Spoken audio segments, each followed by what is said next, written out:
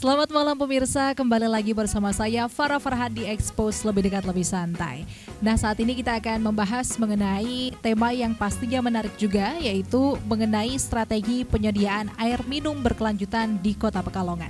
Memang kalau kita berbicara mengenai air minum, ini adalah hal yang paling krusial begitu ya, karena memang ini menjadi kebutuhan pokok primer di seluruh lapisan masyarakat. Tidak hanya masyarakat biasa saja, tapi juga industri dan juga kebutuhan yang lainnya juga harus dipenuhi dari yang namanya air minum ataupun yang berasal dari air baku.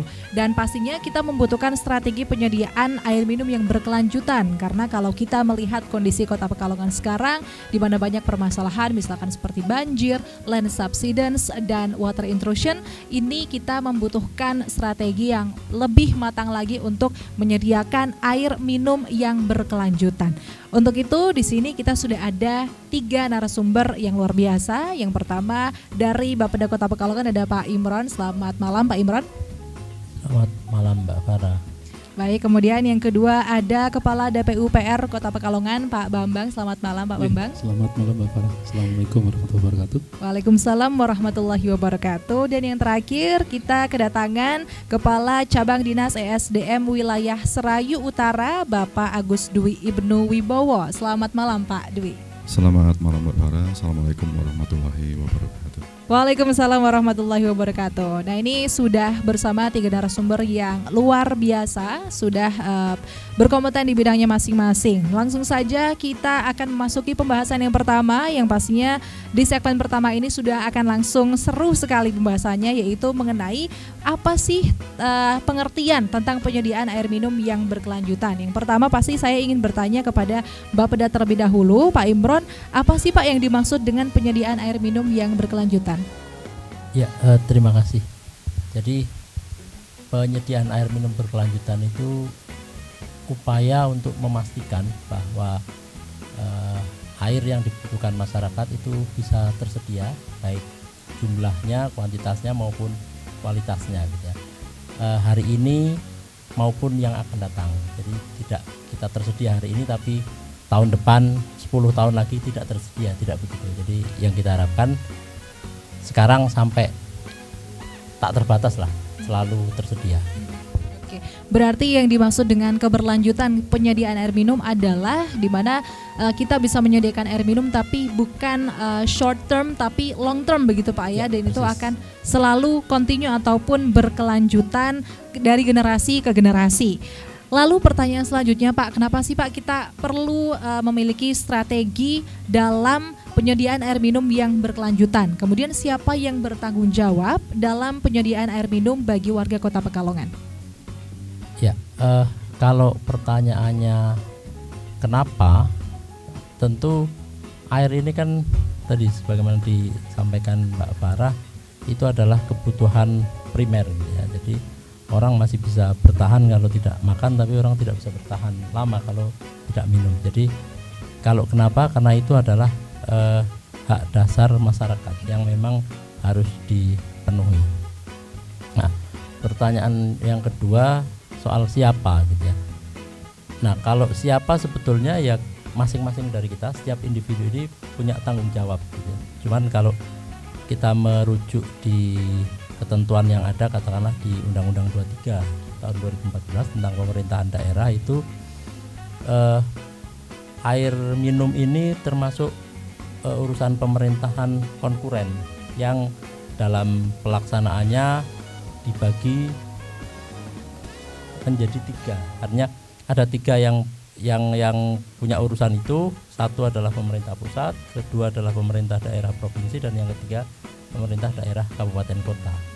Artinya secara ketentuan perundangan itu menjadi urusan kita semua, baik dari pusat, pemerintah provinsi maupun pemerintah daerah.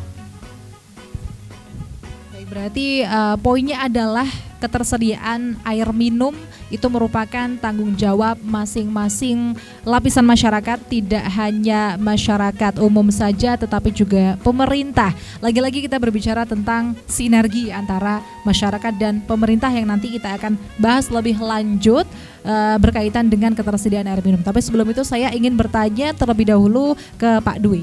Pak Dwi, menurut Bapak apa saja sumber-sumber air baku yang dapat dimanfaatkan untuk penyediaan air minum yang berkelanjutan? Ya, baik Mbak Farah. Jadi sumber air itu ada dua. Ada air permukaan, ada air tanah. Nah, ini bedanya, kalau air permukaan itu kita dapatnya nggak usah ngebor. Jadi ketersediaannya itu ada di permukaan tanah. Itu bisa diambil dari mata air, dari sungai, waduk, dan sebagainya yang tidak di dalam lapisan tanah. Yang kedua adalah air tanah. Nah, air tanah ini sendiri keterdapatannya ada di dalam lapisan tanah. Jadi untuk mengusahakannya kita juga harus melakukan usaha lewat pengeboran ke dalam tanah. Berarti ada dua sumber dasar. Yang pertama itu adalah air permukaan dan air tanah, begitu Pak ya. Di mana air permukaan itu berarti air yang bisa diakses tanpa harus melalui bor, begitu ya, proses pengeboran, yaitu berarti seperti waduk, air sungai, rawa, begitu Pak ya. Dan kalau misalkan untuk yang air tanah berarti kita harus mengebor, misalkan sumber-sumber yang sering dilakukan oleh masyarakat adalah membuat sumur, begitu Pak ya. Oke, dan lalu pertanyaan selanjutnya saya pengen tanya ke Pak Bambang ini, Pak Bambang, saat ini kan sumber-sumber air baku itu digunakan untuk penyediaan air minum di Pekalongan itu apa saja sumber-sumbernya? Ya, nyambung tadi yang sampaikan Pak itu ya. Ada kalau air permukaan itu kita ada 3 ya, dari Rogoselo, kemudian Rogoselo, Jambangan, satunya Cepagan ya saya. Nah, itu belum mencukupi kebutuhan air baku di Kota Pekalongan. Dari mana kekurangannya itu masih ada beberapa cara tadi ya. Yang tadi yang sampaikan dari air permukaan tadi itu ada 3. Yang kedua itu ada dari air tanah. Air tanah itu yang tadi yang mana, yang Cepagan, Rogoselo, Jambangan itu dikelola oleh PDAM. Kemudian untuk menutupi kekurangan itu PDAM juga mempunyai sumur-sumur air dalam. Ada kalau tidak salah sekitar 30 titik sumur yang dikelola oleh PDAM. Kemudian selain itu masyarakat juga mengambil air baku itu melalui sumur-sumur yang dikelola oleh Pamsimas. Itu masih kurang karena masih ada masyarakat yang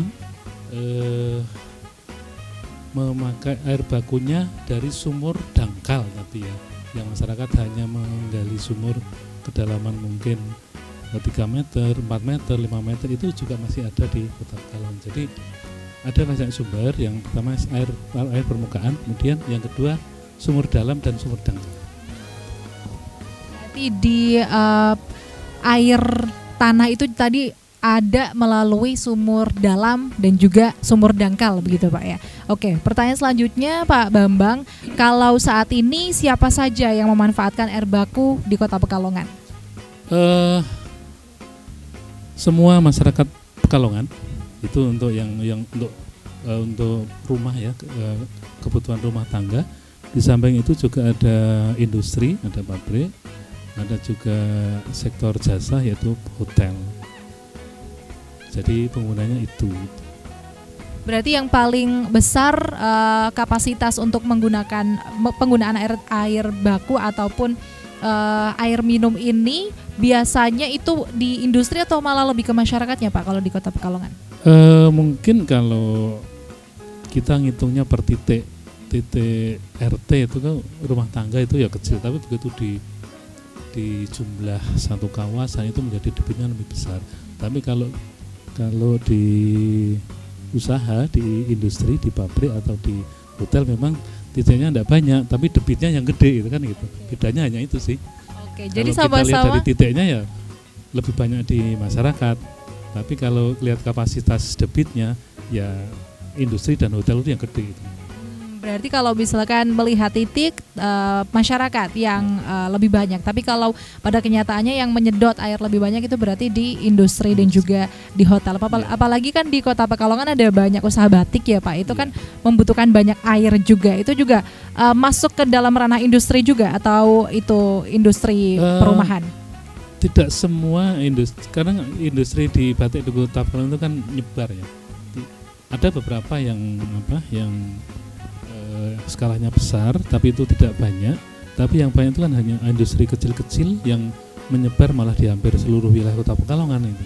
Sehingga mungkin yang di wilayah-wilayah yang terjangkau oleh layanannya PDAM ataupun Pamsimas itu yang memakai jaringan itu. Tapi kalau yang besar-besar mungkin itu memakai sumur sendiri. Baik, kemudian kembali lagi ke Pak Dwi, ini berkaitan dengan kondisi sumber air baku yang ada di Kota Pekalongan. Ini menurut Pak Dwi bagaimana kondisi mungkin bisa dari kualitas maupun debit yang bisa dicukupi oleh persediaan air baku untuk Kota Pekalongan? Ya, kalau bicara kondisi air di Pekalongan ini ya, Pekalongan ini kan karena mungkin pengambilannya air tanah itu sudah besar. Jadi kondisi di wilayah apalagi di sisi-sisi utara itu memang sudah masuk ke dalam zona yang rusak. Tapi kalau kita lihat secara keseluruhan di bagian selatan Kota Pekalongan ini masih masuk dalam ke zona aman. Artinya apa? Artinya masih dimungkinkan adanya potensi air tanah yang ada di sana. Nah, kalau dari air permukaan di Pekalongan ini adanya hanya dari sungai, karena kita lihat di sini tidak ada bendungan Pak ya, tidak ada bendungan, tidak ada mata air. Jadi kalau air permukaan hanya bisa untuk mengolah dari sungai. Berarti kalau melihat dari daerah yang memiliki kualitas, bisa dikatakan kualitas paling buruk ada di bagian utara, begitu Pak ya. Tapi kalau Pekalongan, Kota Pekalongan terutama di daerah kota ataupun selatan sudah mau mendekati kabupaten itu masih bagus atau bagaimana Pak? Ya, masih masuk zona aman, masih. Berarti kalau di misalkan di daerah Pekalongan Utara kita mau menggunakan air tanah, itu untuk mencapai kualitas air yang setidaknya bisa dimanfaatkan oleh masyarakat itu harus berapa kedalamannya? Untuk wilayah utara karena masuknya ke zona rusak, jadi kita punya aturan dari keputusan gubernur. Itu tidak diperbolehkan pengeboran baru, Mbak. Ya. Tapi kalau dia sudah punya sumur lama dan dia akan memperpanjang, itu masih bisa dimungkinkan, dan kita memberikan debit maksimum 50% dari debit izin yang lama. Dan pemegang izin harus melakukan upaya konservasi, membuat sumur sapan ataupun sumur imbuhan. Oke, baik, di segmen ini kita sudah membahas mengenai pemahaman tentang air baku, air minum begitu ya, yang bisa dimanfaatkan oleh masyarakat Kota Pekalongan. Dan selanjutnya, di segmen selanjutnya nanti kita akan membahas mengenai potensi dan kendala apa saja dalam penyediaan air minum. Kalau tadi sudah disinggung sedikit mengenai land subsidence, nanti kita akan lebih dalam lagi membahas mengenai tantangan-tantangan apa saja untuk bisa mewujudkan air minum yang berkelanjutan di Kota Pekalongan. Sesaat lagi usai jeda, tetap di Expose, lebih dekat, lebih santai.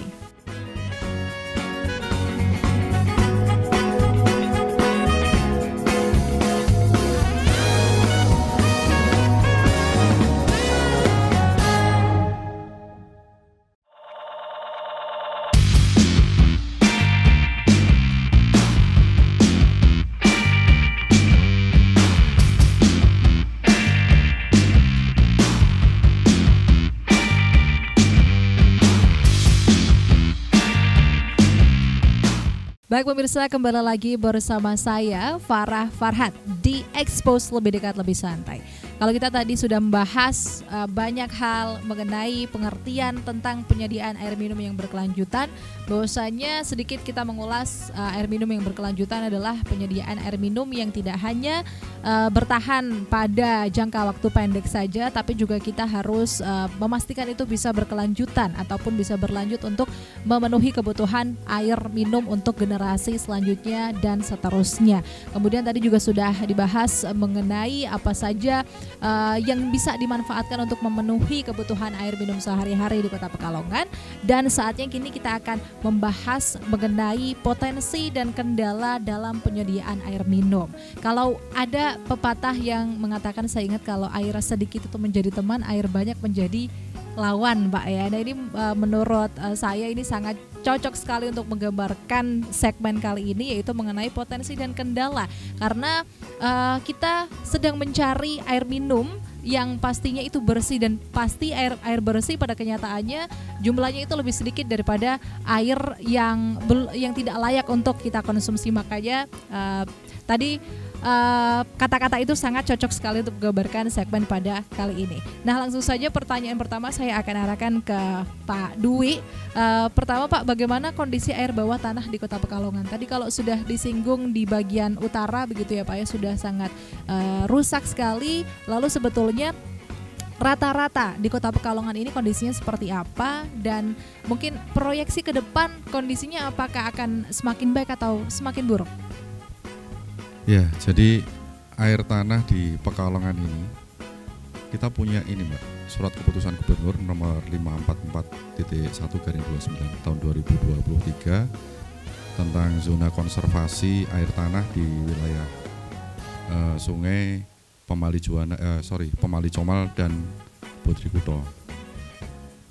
Nah di wilayah Pekalongan ini masuk dalam 4 zona. Jadi yang pertama zona aman yang tadi saya sampaikan di Pekalongan bagian selatan. Kemudian ada zona rusak di Pekalongan bagian utara.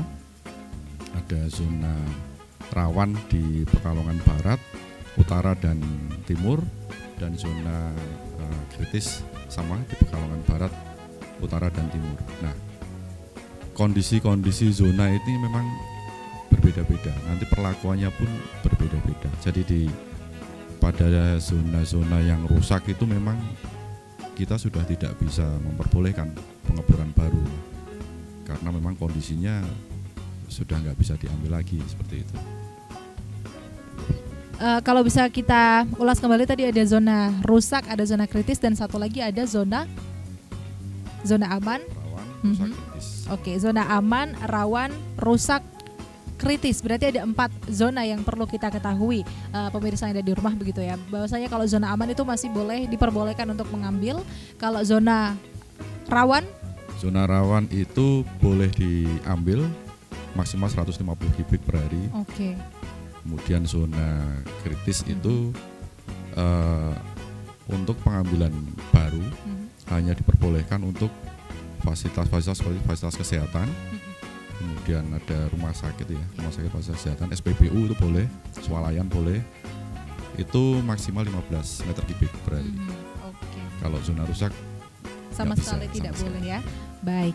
Kemudian kita berbicara mengenai pengambilan air tanah yang berlebihan terus-menerus. Ini kaitannya dengan memang Kota Pekalongan ini memiliki banyak potensi, dan akhirnya ini juga menimbulkan kebutuhan air baku atau air tanah ini juga semakin meningkat. Di industri juga kita luar biasa kebutuhannya, kemudian di perhotelan, di tourism atau pariwisata juga sangat luar biasa kebutuhannya. Belum lagi kebutuhan rumah tangga yang setiap rumah pasti membutuhkan air bersih ataupun air baku begitu. Nah kalau menurut Pak Dwi ini bagaimana akibat dari pengambilan air tanah yang berlebihan secara terus-menerus? Ya, air tanah ini unik Mbak. Air tanah ini sebenarnya kan masuk ke renewable resources ya, dari sumber daya alam yang bisa diperbarui. Tapi ketersediaannya ini membutuhkan waktu yang bervariatif dan sangat lama. Itu tergantung dari pola batuan dan jenis perlapisannya. Nah, di kami untuk pengendalian itu, kalau di ESDM itu kan mengeluarkan rekomendasi teknis atau persetujuan teknis. Di situ kami mengkaji secara komprehensif izin-izin dasar, data-data dasar yang diajukan oleh pemohon. Itu bisa dari persetujuan lingkungannya, kemudian dari tata ruangnya masuk enggak, ada analisa kualitas air tanahnya, ada dari kepemilikan lahannya. Jadi di situ kita kaji ya. Kemudian dari kajian itu kita juga mendasarkan ke kondisi cekungan air tanahnya. Itu kembali ke SK Gubernur tadi. Jadi pemohon itu kalau mengajukan di zona-zona tertentu, nanti kita akan berikan batas-batas debit yang boleh diambil. Artinya tidak semua titik boleh diambil secara berlebihan, itu ada batas-batasnya. Kemudian kami juga melakukan sosialisasi untuk konservasi air tanah. Sosialisasi ini kita berikan terutama kepada pemegang izin, karena mereka punya hak untuk mengambil, tapi harus punya kewajiban untuk mengembalikan juga. Jadi dia diharuskan membangun sumur resapan atau sumur imbuhan, kemudian ada ketentuan setiap 5 sumur yang berdekatan harus ada sumur pantau. Nah seperti itu. Dan yang paling penting, kita melakukan koordinasi dengan stakeholder yang berkaitan dengan pemenuhan air baku tadi, terutama untuk air permukaan ya, karena kita sekarang memang larinya ke air permukaan ini, diupayakan di sana. Oke, berarti memang karena mengakibatkan banyak akhirnya kalau misalkan terlalu banyak mengambil air tanah, maka persediaan itu juga akan habis begitu ya di dalam. Karena boleh dikasih analogi nggak Pak? Misalkan kalau kita mengambil banyak air, berarti kita nggak bisa menyuntikkan air itu lagi ke dalam tanah begitu apa seperti apa? Kan itu renewable, tapi pada kenyataannya air tanah ketika sudah diambil tidak bisa dikembalikan lagi ke tanah. Sebenarnya bisa, ada rekayasa yang namanya tadi sumur resapan atau sumur imbuhan tadi. Kalau sumur resapan itu biasanya kita mericas airnya di lapisan aquifer yang bebas di atas. Kalau sumur imbuhan biasanya kita bikin bor, kemudian nanti kita casing, jadi atas sampai lapisan kedap airnya itu casing buta, tutup, kemudian ke bawah nanti casingnya ada skirnya, kita kasih gravel atau batu. Nah itu akan mericas ke bawah, itu membantu untuk recas air tanahnya itu. Baik, berarti masih bisa direkayasa untuk air yang ada di permukaan, ketika berlebihan bisa dimasukkan kembali ke air tanah. Tapi itu pastinya membutuhkan banyak sekali tenaga, memang harus ada upaya. Dan upaya yang pastinya besar sekali begitu Pak ya. Oke. Baik, kemudian kalau dari Pak Bambang ini Pak, apa saja sih Pak tantangan dalam penyediaan air minum yang berkelanjutan selain tadi kita sudah bahas land subsidence? Ya, kita tuh memang ada kondisi yang dilematis gitu ya. Di satu sisi kita tuh sebenarnya tidak pernah kekurangan air gitu ya. Berlebihan air kita itu. Setuju. Tapi tadi berlebihan airnya menjadi lawan ya Pak. Nah, betul. Air yang seperti apa dulu maksudnya gitu. Dari hulu itu kalau ada kiriman itu juga mengalir ke hilir. Kalau itu melalui badan-badan air ya, baik itu sungai maupun saluran drainase. Kalau itu tidak mampu berarti melimpah ke jalan atau permukiman. Dari laut, kalau lautnya pasang, itu juga nanti akan masuk melalui sungai maupun garis-garis pantai yang kebetulan belum terlindungi, airnya masuk ke permukiman kalau.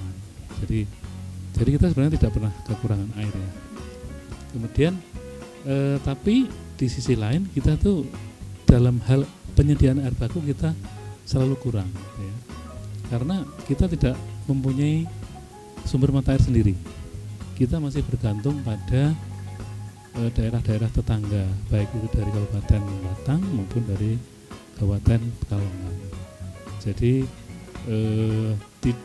belum ada solusi yang lain selain mengambil air tanah dalam.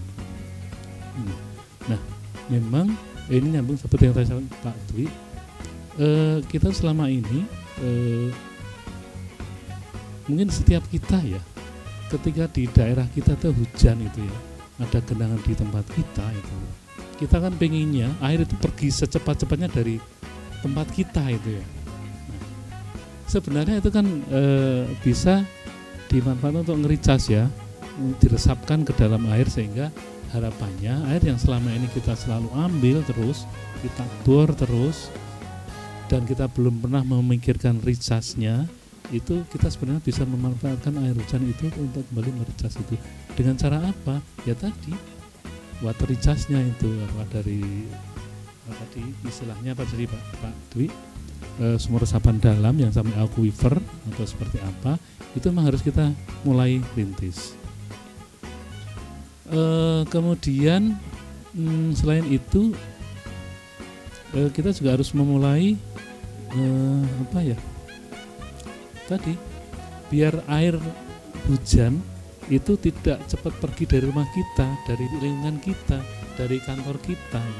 Caranya gimana? Ya dibuatkan bak-bak penampung air hujan, dan itu nanti bisa kita manfaatkan untuk kebutuhan yang lain, mungkin selain air baku ya, apakah itu nanti untuk nyiram kah, atau untuk nyuci kendaraan kah. Itu selama ini kan kita mau nyiram, mau nyuci mobil itu pakai air baku semua, itu yang kita baik dari sumber air permukaan maupun air dalam, dan kita juga harus mulai merubah perilaku itu, sehingga kalau toh pun kita tetap mengambil sumur air dalam, tetapi untuk keperluan yang betul-betul kita konsumsi, tapi untuk keperluan yang lain itu harus kita memikirkan sumber-sumber yang lain ya.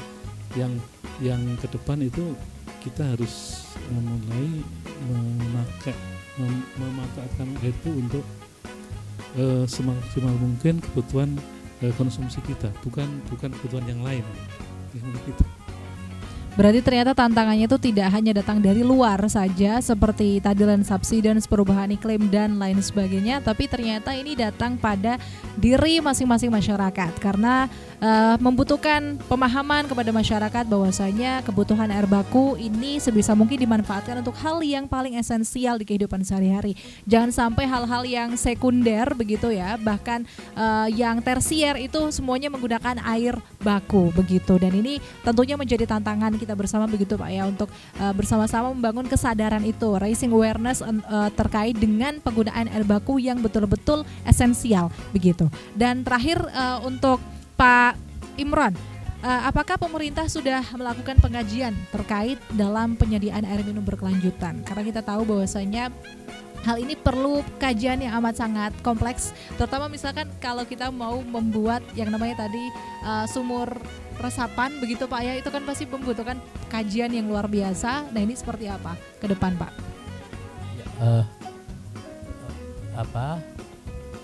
Memang menjadi penting gitu ya hasil-hasil kajian ilmiah itu, dan menariknya sebetulnya kita punya banyak kajian ya, jadi menurut saya sudah hampir lengkap.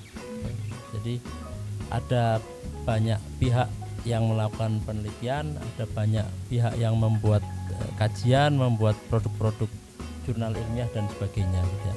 Jadi beberapa saya sebut, misalnya di kita itu ada RISPAM ya, Rencana Induk Sistem Penyediaan Air Minum ya, itu yang kita ini 2000 sampai 2026 kalau tidak salah gitu ya, kita punya RISPAM itu. Di provinsi juga ada RISPAM provinsi. Kemudian di tempatnya Pak Kadis PU itu juga pernah ada kajian potensi air baku permukaan gitu ya. Kemudian ada juga kajian yang dilakukan oleh teman-teman dari Mercy itu pra-FS untuk pembangunan bendung di Jambangan di hulu sana. Kemudian ada lagi banyak penelitian termasuk yang dikerjakan oleh teman-teman di Litbang Bapeda kita, ada RUD Riset Unggulan Daerah, ada banyak gitu ya. Itu semua sebenarnya sudah lebih dari cukup untuk kita menyusun satu aksi apa yang bisa kita lakukan. Menurut saya sudah cukup komprehensif pendekatan dari hulu, di tengah maupun di hilir. Kalau kita berbicara mengenai kajian untuk menjadi dasar langkah selanjutnya untuk mengeksekusi penyediaan air minum yang berkelanjutan ini memang sudah sangat banyak sekali Pak ya, dan sudah amat sangat cukup untuk menjadi dasar. Lalu sebetulnya apa yang menjadi kan itu sudah banyak sekali Pak ya, apa yang menjadi akhirnya eksekusinya ini harus dipikirkan lagi begitu walaupun sudah ada kajian ilmiahnya? Ya, jadi memang yang kita butuhkan adalah gerak langkah sinkronisasi antar semua pihak gitu ya. Jadi saya contohkan misalnya begini, di salah satu kajian disebut bahwa potensi air permukaan kita itu mengalami kekeringan gitu ya di 4 bulan, yaitu bulan Agustus dan November. Ternyata kemudian itu juga sudah dijawab bahwa kita bisa kok, ada yang kajiannya Mercy itu menyebut bahwa memang kita ini sebenarnya bisa membuat satu bendung, jadi air itu ditahan gitu ya. Ini untuk sediaan pada saat nanti musim-musim kering gitu ya. Nah memang kemudian nanti ada banyak lagi yang di tengah maupun di hilir gitu ya. Tapi memang tinggal itu tadi untuk menyatu padukan langkah banyak pihak, termasuk dukungan anggaran ini yang nanti menjadi PR kita. Berarti sudah sangat cukup riset yang telah dilakukan dari berbagai pihak, NGO maupun dari pemerintah sendiri. Berarti tinggal menjahit saja Pak ya, menjahit dari hasil kajian satu dengan hasil kajian yang lainnya, yang mana tujuannya sama, yaitu untuk air baku yang berkelanjutan. Dan tentunya ini juga harus didukung dengan anggaran yang pastinya harus kuat juga. Dan sesaat lagi kita akan membahas di segmen yang terakhir mengenai strategi penyediaan air minum yang berkelanjutan. Kalau tadi sudah disebut salah satunya dengan cara sumur resapan begitu Pak ya, dan juga didukung dengan kajian ilmiah yang sangat kuat, dan ini kita akan lebih dalam lagi membahasnya, tapi sesaat lagi usai jeda. Expose lebih dekat, lebih santai.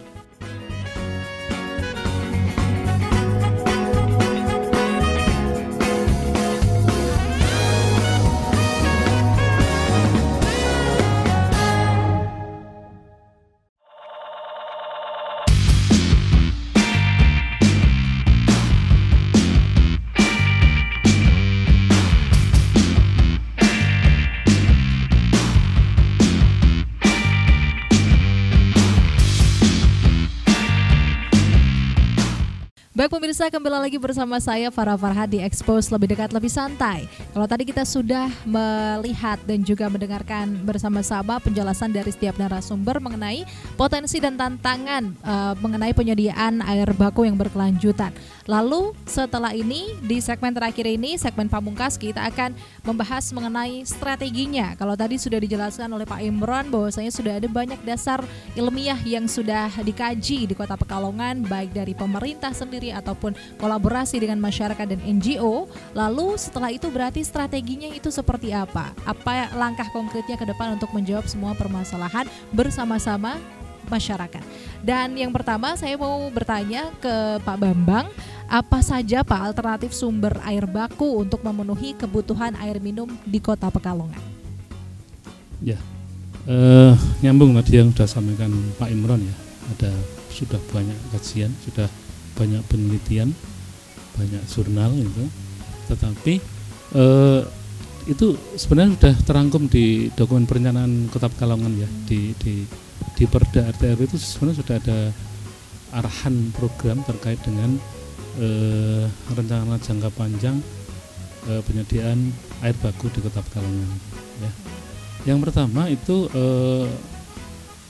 tadi pemanenan air hujan. Jadi itu kan sebenarnya potensi yang selama ini belum pernah kita manfaatkan. Jadi mungkin kita harus memulai dari mana ya, dari pemerintah dulu yang memberi contoh itu kan, mungkin dari lingkungan kantor dulu membuat bak-bak penampung air hujan. Baru nanti setelah masif di lingkungan kantor, nanti bisa di sekolah, kemudian baru ke masyarakat. Nah setelah Kalau itu masing-masing kita di rumah kita saja itu menyediakan bak-bak penampung air hujan itu. Jadi mungkin itu ya walaupun tidak banyak, itu pasti akan mengurangi beban drainase yang harus menampung air hujan, tapi juga itu bisa dimanfaatkan untuk kebutuhan yang lain selain tadi ya air untuk konsumsi ya gitu ya. Kemudian yang kedua itu apa tadi ya?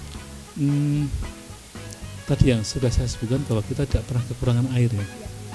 Yang tidak pernah habis itu air. Apa itu? Air rob. Kita harus memikirkan walaupun memang sampai saat ini memang untuk program desalinasi itu katanya mahal itu ya. Tapi ya kita harus mencoba itu, harus mulai memikirkan itu. Karena ini menurut saya itu sumber air yang tidak pernah akan habis itu. Ya, betul. Tapi kalau air permukaan mungkin ya karena disebabkan kerusakan di daerah hulu sana, mungkin nanti sumber-sumber mata air itu mungkin lama-lama kan akan mengecil dan habis. Nah kalau itu selama ini kita tidak memikirkan alternatif yang lain, ketika sana habis kita belum siap. Kita mau apa itu untuk konsumsi air bakunya, sehingga saya sering juga diskusi sama teman-teman Bapeda ya, pernah enggak kita itu membuat komparasi antara investasi pengadaan bendung di daerah hulu sana, kemudian membuat jaringan distribusi utamanya dari daerah mana Rogoselo atau di Jambangan sampai ke sini, itu berapa investasi yang harus dikeluarkan untuk membawa air dari sana sampai ke sini. Kemudian kita bandingkan dengan biaya produksi kalau kita mendesalinasi air laut. Coba kita komparasi itu. Nah, kalau itu kita baru bisa menjawab gitu loh. Oh, ternyata kalau kita membuat bendung di sana, terus investasi membuat jaringan distribusi utama dari sana ke sini itu butuh angka sekian. Nah, kemudian dibandingkan dengan kalau kita mengolah sumber tadi air laut itu per kubiknya menjadi sekian. Nah, itu lebih menguntungkan yang mana? Karena sekali lagi saya sampaikan bahwa sumber air itu yang tidak pernah habis itu, dan tidak ada tadi kan kalau disampaikan kalau air dari permukaan dari hulu itu kan bulan apa tadi Agustus sampai November itu kan ada kekeringan ya. Kalau itu tidak pernah habis air laut, sudah kita tampung aja gitu. Dan memang itu kesannya mahal. Tapi kalau memang dari permukaan sudah tidak ada, kita mau apa? Ya kita harus hidup dan harus konsumsi air itu. Ya. Itu kemudian yang ketiga, kemarin kami sudah melakukan kajian air baku ya. Jadi kita sih berharap suatu saat itu kondisi Kali Kupang yang kalau yang di persimpangan di Kuripanku kalau ke utara menjadi Kali Loji, kalau yang ke kanan menjadi Kali Banger ya, itu suatu saat kondisinya bisa dipulihkan dengan upaya-upaya kita bersama dengan semua stakeholder ya, terutama terkait dengan limbah. Kalau limbah itu sudah bisa diselesaikan, harapan kita semua kondisi Kali Kupang itu bisa dipulihkan, nanti kita bisa memanfaatkan air itu, kita dibuatkan semacam embung gitu ya, yang kebetulan di kajian kami dulu itu posisinya di pertemuan antara Kali Banger dengan irigasi yang dari Bendung Jodipati yang berada di Batang ya. Jadi kalau posisinya persis di hutan kota Yosorjo. Jadi itu posisinya di situ, itu sudah kami kaji, itu yang paling mungkin secara debit ya Mbak. Tapi secara kualitas memang itu harus dipulihkan dulu Kali Kupang itu, sehingga harapannya. Nah, selama ini kalau terjadi debitnya besar, baik dari Kali Kupang maupun dari Bendung Jodipati itu air hanya begitu kita mengalir aja ke laut ya, tanpa kita manfaatkan dulu, kita tahan dulu di daerah di bendung itu. Jadi kalau harapannya nanti suatu saat kalau itu bisa pulih, kita bisa membuat bendung di situ, kita bisa menahan air bisa di situ, kemudian kita olah menjadi sumber air baku. Kemudian yang selanjutnya kita juga masih perlu membuat semacam ruang-ruang air di daerah selatan itu ya. Kalau di daerah utara mungkin kayaknya sudah tidak mungkin ya, karena satu paculan saja mungkin air sudah muncul gitu. Tapi kalau daerah selatan itu kita masih bisa kok itu membuat seperti resapan-resapan yang luas gitu ya, sehingga ketika ada air hujan itu air tidak langsung run off ke daerah hilir, tapi dia ditampung dulu di resapan itu sehingga dia bisa mengisi, mericas kembali air yang selama ini kita ambil dan kita lupa mericasnya ya itu. Mungkin demikian, Mbak. Oke, luar biasa, benar sekali ya. Ternyata alternatifnya banyak sekali, dari mulai harus ada kajian lagi mengenai komparasi investasi antara membendung air ataupun desalinasi, kemudian juga ada beberapa titik potensial untuk dijadikan embung air untuk nanti bisa diolah dan bisa dialirkan ke seluruh daerah yang membutuhkan air baku. Dan tentunya ini alternatif ini pastinya diharapkan tidak hanya menjadi alternatif saja, tapi betul-betul bisa kita manfaatkan, dan pastinya kita sangat menunggu sekali kajian ke depan untuk akhirnya bisa memberikan pertimbangan mana yang langkah mana yang pastinya kita bisa ambil dan memungkinkan untuk semuanya begitu. Dan selanjutnya saya ingin bertanya ke Pak Dwi kembali ini, Pak, bagaimana pengendalian pemerintah dalam pengambilan air tanah? Jadi mungkin bisa disinggung kembali mengenai regulasi yang telah ditetapkan.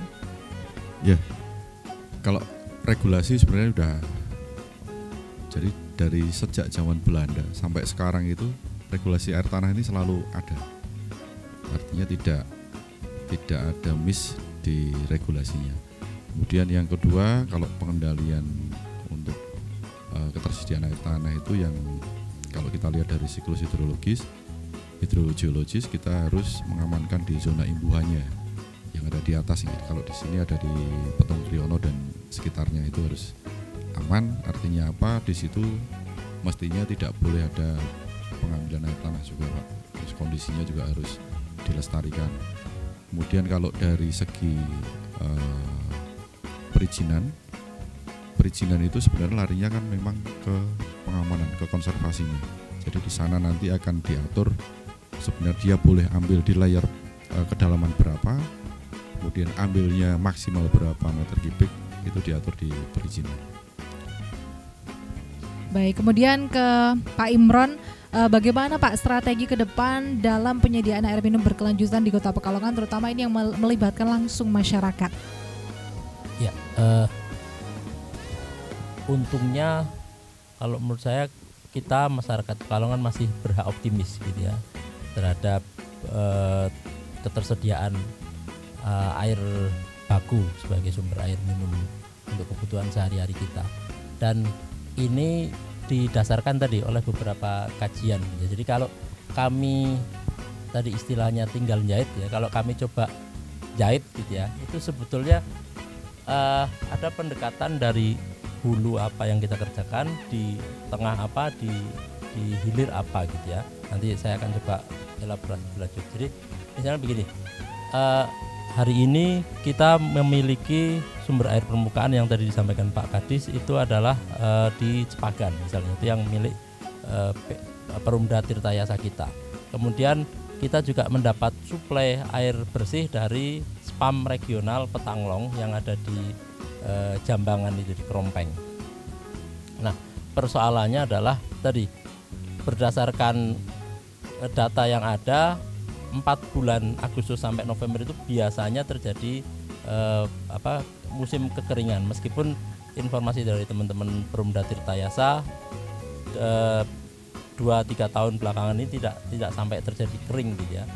Tetapi untuk mengantisipasi itu satu tadi, kajiannya Mercy sebetulnya merekomendasikan gitu ya, atau menemukan titik di mana di hulu sana gitu ya untuk dibangun bendung tadi, airnya ditahan, nanti dikeluarkan pada saat kira-kira bulan Agustus November untuk ngisi kekosongan itu dari sisi hulu. Kemudian di tengah tadi yang disampaikan Pak Kadis, kajiannya DPUPR itu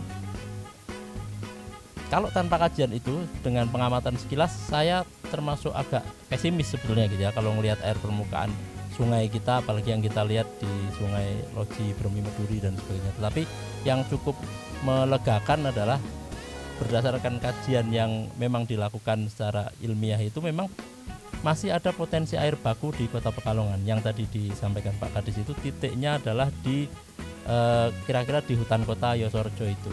Nah, artinya kita masih berhak optimis. Di situ harus kita cegat lagi itu air itu. Jadi di hulu sudah, kemudian di tengah kita ini. Kemudian yang terakhir di hilir tadi yang disampaikan Pak Kadis, kita punya banyak aerob gitu ya. Bukan aerob, anaerob ya. Air rob gitu ya. Iya. Di situ kenapa kita tidak coba gitu ya untuk melakukan katakanlah desalinasi air laut sehingga itu bisa menjadi sumber potensi air baku yang baru gitu. Nah, ini hasil scanning kita terhadap dokumen yang sudah ada. Kemudian ini saya juga ingin sampaikan yang tadi Pak Kadis itu banyak diskusi dengan Pak Kepala Bapeda juga. Kemudian saya juga kadang-kadang curi-curi dengar gitu ya. Dari diskusi itu memang Pak Kadis kita tahun depan kita berencana bekerja sama dengan Undip itu mau melakukan ya mungkin pra-FS atau apa gitu ya soal kemungkinan pemanfaatan desalinasi air laut Pak. Jadi ini tadi untuk katakanlah untuk menyudahi spekulasi kita kan ini masih Pak Kadis tadi sampaikan jangan-jangan lebih murah, jangan-jangan lebih mahal atau jangan-jangan enggak banyak selisihnya gitu ya. Nah, ini nanti akan coba tahun depan ini kita sudah rencanakan, nanti akan dibuktikan bahwa oh iya memang ternyata lebih murah atau masih sama atau sedikit lebih mahal misalnya. Tapi saya yakin teknologi ke depan kan akan semakin murah gitu. Artinya kalau hari ini masih lebih mahal, saya yakin kok 20 ya enggak katakanlah 10 tahun lagi akan lebih murah gitu ya. Jadi kita masyarakat Kota Pekalongan masih berhak untuk optimis gitu ya Pak, kebutuhan air bersih kita bisa dipenuhi. Oke, luar biasa sekali pembahasan kita di episode kali ini yaitu mengenai air minum, air baku begitu ya, penyediaannya yang berkelanjutan dan senang sekali melihat atau mendengar kabar bahwasanya pemerintah Kota Pekalongan akan melakukan kolaborasi dengan Undip untuk mencoba membuktikan desalinasi ini untuk bisa memberikan gambaran ke depan apakah desalinasi ini akan menjadi alternatif yang ideal untuk Kota Pekalongan. Dan tentunya kita mengajak seluruh masyarakat Kota Pekalongan untuk raising awareness bersama-sama mengenai penggunaan air tanah dan juga untuk bisa memanfaatkan air hujan. Mumpung ini sudah masuk musimnya begitu ya, kita mungkin bisa dicoba untuk menaruh ember-ember di depan rumah terlebih dahulu Pak ya. Kemudian diinapkan semalaman supaya kotoran-kotorannya turun. Itu sebetulnya dilakukan sama ibu saya Pak. Jadi saya sedikit teringat oh ternyata ada benernya juga orang tua saya waktu itu, dan ini bisa menjadi salah satu alternatif yang bisa dilakukan per keluarga. Dan itu tadi Expose kali ini. Terima kasih sudah rawuh Pak Dwi, Pak Imron, Pak Bambang, dan sampai jumpa di Expose episode berikutnya hanya di Batik TV, lebih dekat, lebih santai.